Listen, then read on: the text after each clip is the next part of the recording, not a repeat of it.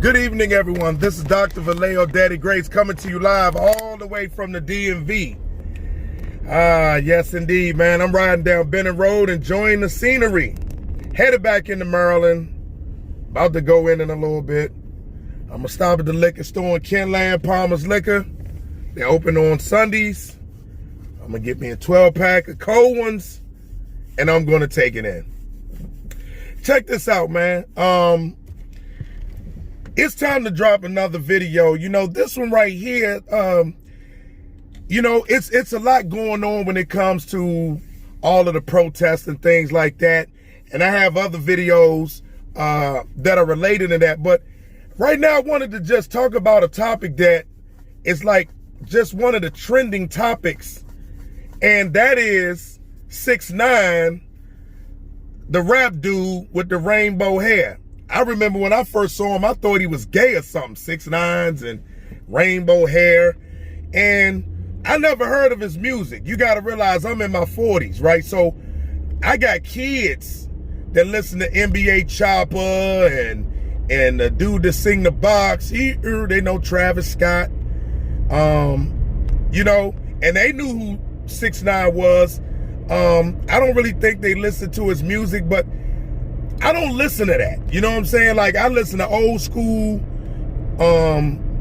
rap and R&B and funk, and I listen to a lot of soft rock. Like when I'm cleaning up or I'm riding somewhere and I gotta think, I play soft rock. Elton John and Ambrosia and the Eagles and Fleetwood Mac. I play shit like that a lot because it helps me think, you know?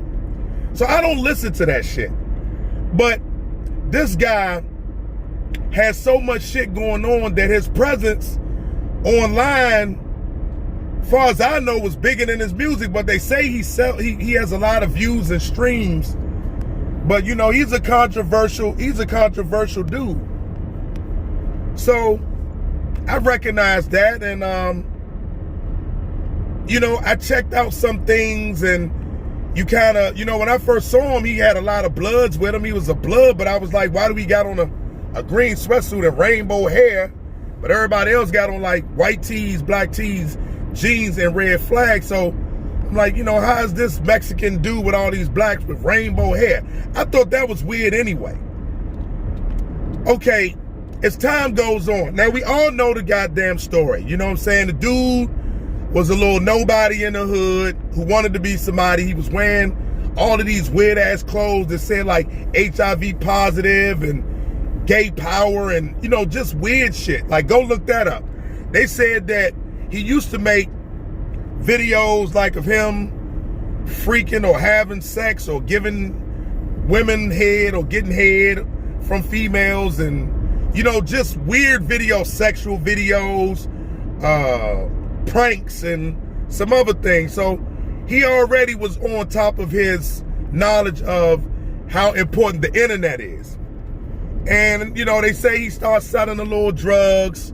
He was, you know, selling his little packs, making a little money. You know, his father, whatever was going on, I think he said his father passed away. And, you know, him and his brother, they was little dirty Hispanic dudes. And, you know, he said he had a job at the bodega. And, you know, he was just a little dude in the hood, just regular dude, doing a little bit of activity at times, but far from being a gangbanger.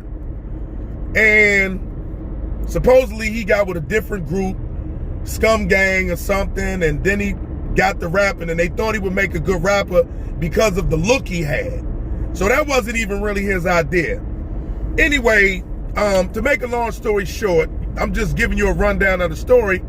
He winds up doing his own thing. He gets the song. He thinks it's going to be a good song. Somehow he gets in touch with a Blood. So it'd be great if we get some Bloods in the video. He realized the visuals of that. So he already had this vision. Did the shit. The shit gets millions of views. He started getting booked for shows. He does another video. Then he begins to incorporate the Bloods as like his security. And now he's just with the Bloods because he's giving them money. You know what I'm saying? Why not? You know, they do that on the West Coast, right? The Bloods, and the Crips, but it seemed like more so the Bloods, because Bloods seem like they're more popular now. First was Crips. I don't know what happened. The Bloods came, and now the Bloods are popular. So, you know, a lot of Bloods are, you know, they did like the same thing with Lil Wayne, right? Lil Wayne flipped this flag out on primetime TV, like Nightline or Dateline or something. Woman asked him about Black Lives Matter. This nigga in his 30s flipping out a red rag, flapping and talking about, woman, I don't know what you talking about, ma'am. I'm a gangbanger. That was some of the stupidest shit I ever heard. You're a gangbanger. Everybody has videos of you, dog. You've been a rapper since you was like 11. You know what I'm saying? You had money early. You was going out of town with dudes that already had the money. What did you have to gangbang for? You know what I'm saying? This another one, him and Baby. Like, they waited like till they was grown ass men, and then you want to represent. Now let me say this, man. 6ix9ine was basically given a pass to come into the fold because they knew it was a cash cow. You know, and the more videos they did, and the more shit they did on the street around 6ix9ine, the bigger the buzz got, the more wilder they became. You know, I'm not saying that the group he was with wasn't thorough. I just don't understand how they allowed themselves to be brainwashed to fall under blood, and everybody knows that's a California term, and New York was supposed to be ahead of California. New York is supposed to be the trendsetter. Y'all the trendsetters, and y'all done let something going on in California take over y'all whole demonstration. I thought that was very strange, but to each his own. So anyway,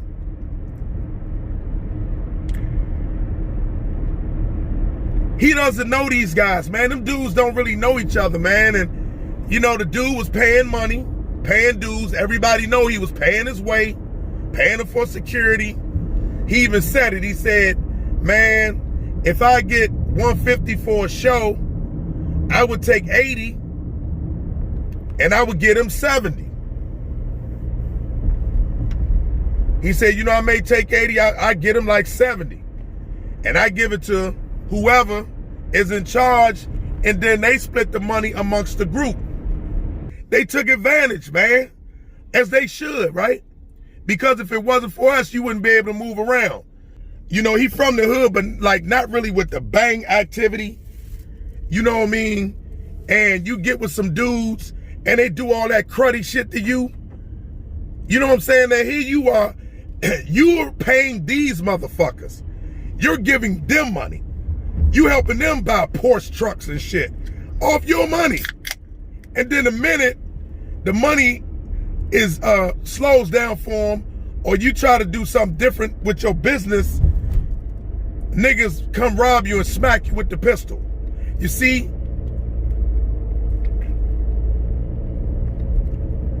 You see how that go? You see the mentality? Is it his fault? I mean, was he wrong? You help them get they hustle on. You help them get money, or you flew them out of state. They got to connect out of state. Like, come on, man. Like, Slim, what you don't do is you don't fuck over the person that's giving you the money. You know what I'm saying? That's like biting the hand that feeds you. Even though they did it because he wasn't built like that. You know, and who knows who is built like that. You know what I'm saying? Not only was he not built like that, but he wasn't smart enough to see it coming. Shit. So, you know, you rob him, you smack him out, you beat him up, you getting at his girl trying to get your smash on, you threatening his family, his mom, you don't know him, and then, you know, everybody wants to flip the script and say, okay, well, now you need to be a real nigga. You know, do your time. You know, hey, man, they give you 40 years, man. Why don't you just do it? And he's in his mind thinking, like, why should I give up my career that's prospering and go to jail and possibly be locked up for over 20 years for dudes that got at my girl, threatened my mother, rape, and basically rape my pockets? I don't understand how anybody sees it any other way. And once again, I'm not saying whether it's right or wrong. I'm saying, like, you should see that and understand why he did it. Snoop Dogg, sit your old ass down. You are a legend. You don't get into it with somebody that told from New York on some New York Bloods. Come on, Snoop. That ain't you. Snoop Dogg stays out the way. Snoop Dogg give game. You definitely don't need to beef with nobody. Not nobody. If you're gonna say something about a woman that's like 68 years old that hang with Oprah and eat your words, you need to shut the fuck up when it come to that, man. You shouldn't have bit your tongue. Why did he bite his tongue? Because it was for the money. Okay, well, if it's for the money, why is anybody mad at Nicki Minaj? Because she's doing it for the money. Everybody knows that she's not a gangster. She's a little female from the hood, hung out with some thugs, whatever. She was cute. She could rap. The money came. She got her butt fixed. She got some big ass, beautiful, perfect titties. And did her thing. Akon got $1 billion loan and put lights in sections of Africa that had no electricity. Okay? You don't hear about rappers, entertainers in general. You don't hear about people doing shit like that. It's far and few in between. This man got electricity, the parts of Africa that haven't had electricity, and it's in the 2000s. But people want to cancel him and ask him all these dumbass questions because he made a song. He didn't hang out with the dude. He didn't do a crime. He made a song with the guy that got caught up with some bloods and told because they beat him up and fucked this girl. He's in it for the money. But he's doing something with his money, but y'all want to go on him when you got people that are not doing nowhere near what he's done for his people. Man, how is somebody gonna hold her accountable and she's not even a gangster? Like, come on, man, y'all, you know, what's going on with our people? Yeah, telling is wrong, man. We should all support our people, but why are our people robbing each other? Why did you smack him out? You didn't have to do all that. Why did y'all want to kill him? Because he didn't want to give you no more money because he didn't like the way he was being treated? That's where the ignorance is. Do business. Man, look, I'm going to end it like this. In the end, we know that whenever you give information on somebody and they wind up going to jail and not being around their kids and their mom and their girl or their wife and their cousins and brothers and sisters, it's a cold game. But when you're in the game, and I'm not even saying any game that's played by rules, because there's really no rules. People only say there's rules that we understand. You're not supposed to mess with his girl he locked up. You shouldn't mess with his kids. You should take the stash and make the money and give all of it, or damn near all of it, to help with his case.